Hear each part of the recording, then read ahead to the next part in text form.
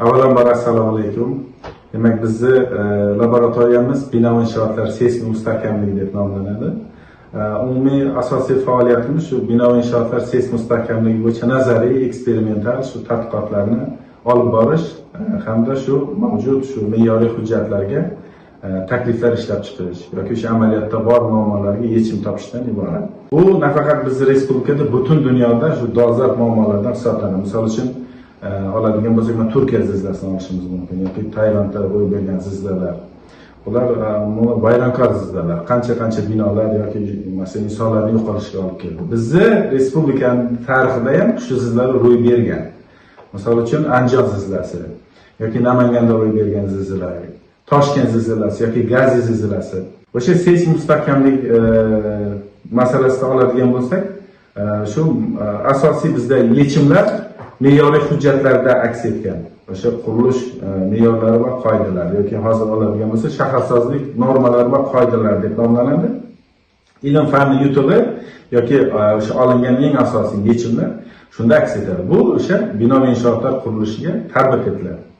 Misol uchun o'sha ro'y bergan zilzilalarda shikastlangan binolarni oladigan bo'lsak, hozirgi binolar bilan solishtiradigan bo'lsak, o'sha me'yoriy jihatdan yoki bizda o'sha fan tilida aytadigan bo'lsak, konstruktiv talablari yoki hisobiy talablar mana hozirgi kunda ancha rivojlangan.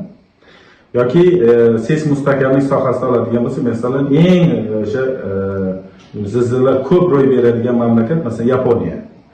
Yaponiyada masalan shu sohada haqiqatan juda katta sinov laboratoriyalari, markazlar yoki har xil masalan turdagi yoki murakkab ko'rinishdagi o'sha eksperimental tadqiqotlar, shu bino inshootlarning konstruksiyalari murakkab kuchlanishda misol uchun o'sha siklik ta'sirlarda yoki seysmik ta'sirlarda qanday o'zini his qiladi, qanaqa kamchiliklari bor, takomillashtirib me'yoriy hujjatlarda o'z aksini topgan.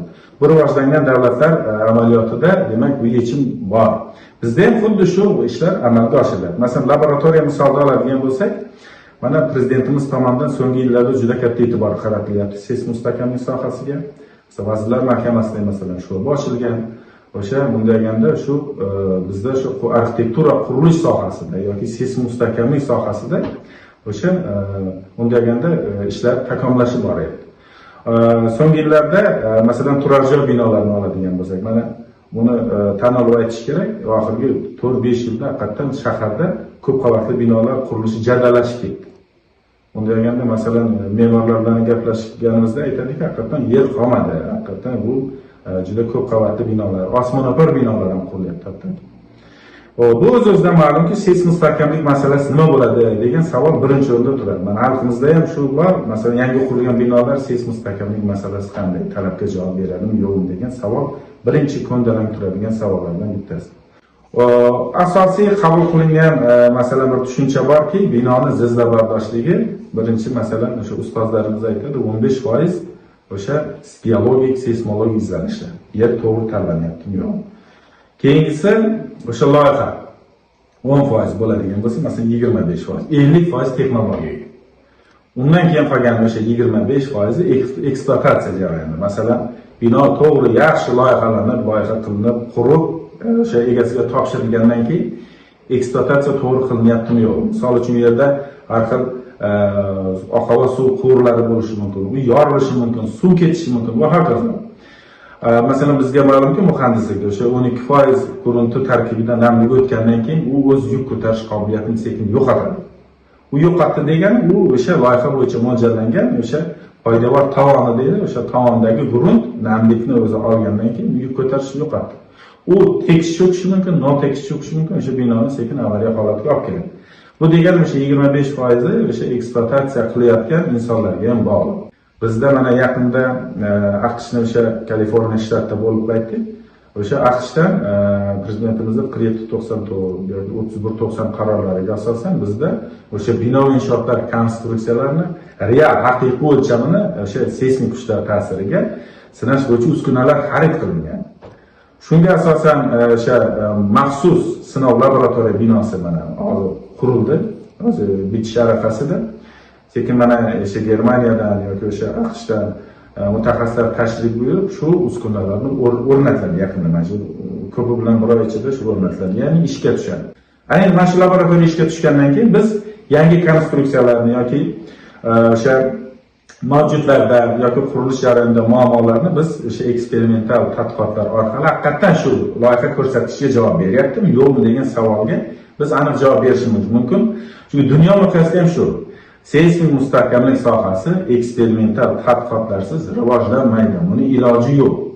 Shuning uchun men yaqinda shu katta laboratoriya, respublika deysam ham, masalan, Markaziy Osiyoda bitta bu. Bu xarid qilingan uskuna bizda qo'shni davlatlarda ham yo'q. Shu ishga tushadigan bo'lsa, biz har xil masalan tadqiqotlarni, eksperimental tadqiqotlar yoki gibridni deydi, yoki murakkab kuchlanish deydi. Masalan, binoni istalgan o'sha tugunini bunda olib, biz o'shandagi paydo bo'ladigan ichki kuchlarni, o'sha mavjud servosilindr dedi, ya'ni biz o'shanda statika yoki kvazi statika yoki dinamik bo'lsa, dinamik kuchlar ostida biz uni ichidagi zo'riqishlarni topishimiz mumkin. Kuchlarni beramiz. Haqiqatan shu binoda turganda biz o'sha kuchlarni bera olamiz. Mana shu institutimiz o'sha qoshida ochilayotgan yangi sinov laboratoriya haqiqatan noyob. Xudo xolasa men aytishim mumkin, bu albatta bizni respublikada o'sha nafaqat respublika, shu qo'shni davlatlarda ham o'shalarda bor muammolarni, seysmik mustahkamlik sohasida bor muammolarni yechishga albatta asos bo'ladi. Shu qurilgan masalan katta sinov laboratoriya bizni respublikada o'sha seysmik mustahkamlik sohasida bir katta, men aytishim mumkin, olg'a qadam bo'ladi va ko'p muammolarning yechimiga asos bo'ladi shu bizni qurilgan laboratoriyamiz.